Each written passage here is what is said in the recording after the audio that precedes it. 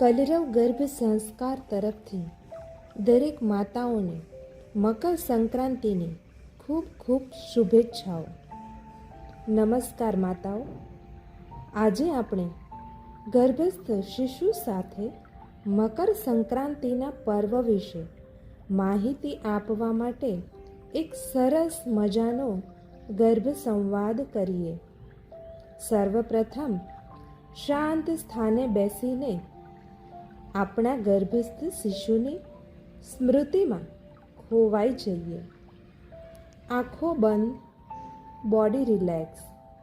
બંને હથેળીઓ પેટ પર રાખીએ. હે મારા વાલા બાળક, આજે હું તને ઉત્તરાયણ વિશે જણાવું છું, જેને તું ધ્યાનથી સાંભળજે.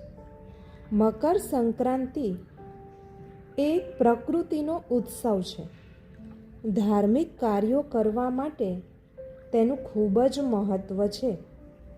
મકર સંક્રાંતિના દિવસની શરૂઆત ભગવાન સૂર્યને અર્ધ્ય આપી તેમના અનન્ય ઉપકારો જે આપણી ઉપર સતત વરસાવે છે તેમને યાદ કરીને કરીશું.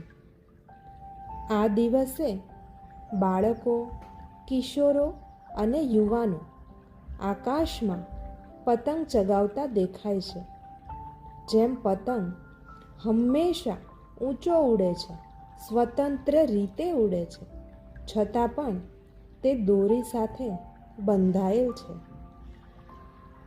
મનુષ્ય પોતાના કર્મોથી ઈશ્વર સાથે અનન્ય રીતે બંધાયેલ છે. એ હંમેશા યાદ રાખવું બેટા. પતંગનો દોર જો ખૂબ ટાઈટ પકડો તો બરાબર ન ઉડી શકે, અને ઢીલી હોય તો પણ બરાબર નથી ઉડી શકતો. આપણે પણ જીવનને મધ્યમ માર્ગે અનુશાસનની દોરી સાથે મજબૂત રીતે બાંધીને સમય અનુસાર ફેરફાર કરીને જીવન જીવવાનું છે બેટા. આ દિવસે ગાયને ઘાસ, ચકલાને ચણ અને જરૂરિયાતમંદને દાન આપવાનું ખૂબ જ મહત્ત્વ છે. પણ હું તો એવું માનું છું કે ફક્ત આ દિવસે નહીં, આ બધા કાર્યો તો નિરંતર દરેક દિવસે કરવાના છે. તો આપણે પણ આ દિવસથી સંકલ્પ કરીએ કે નિયમિત આ બધા કાર્યો કરીશું. ફક્ત મકર સંક્રાંતિના દિવસે ગાયોને ઘાસ નાખીશું તો ગાયો માંદી પડી જાય અને મૃત્યુ સુધી પણ પહોંચી જાય છે, જેનું આપણે ધ્યાન રાખવાનું છે. તો આ આપણે નિત્ય કરીશું.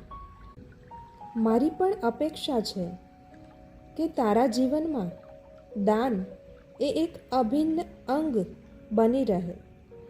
જરૂરમંદ બાળકોને આજે આપણે ભોજન અને પતંગનું દાન પણ કરીશું બેટા.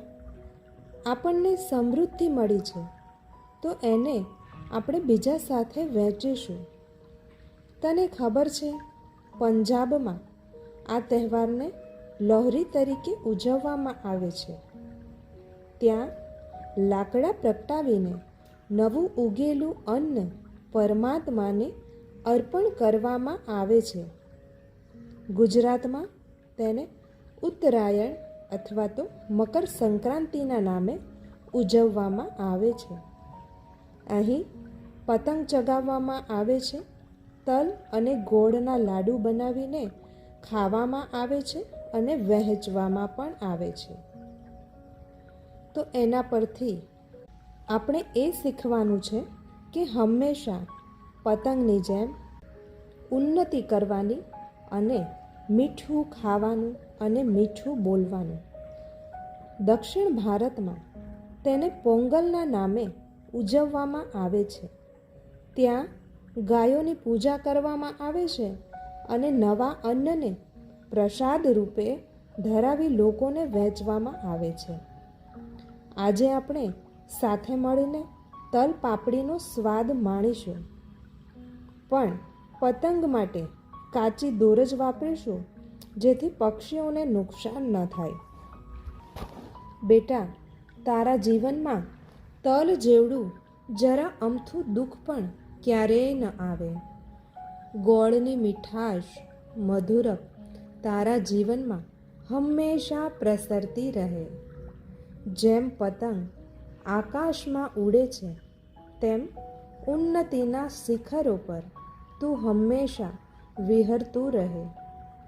સુખ અને સમૃદ્ધિ તારા જીવનમાં અવિરતપણે વરસતી રહે.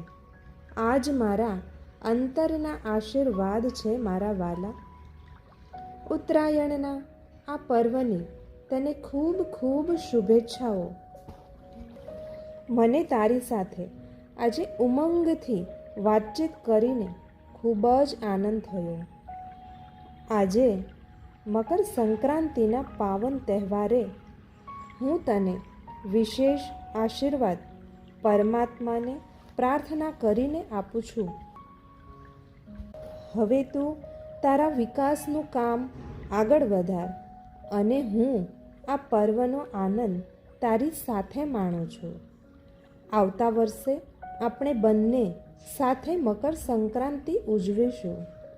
ખૂબ ખૂબ આશીષ અને શુભેચ્છાઓ મારા વાલાને.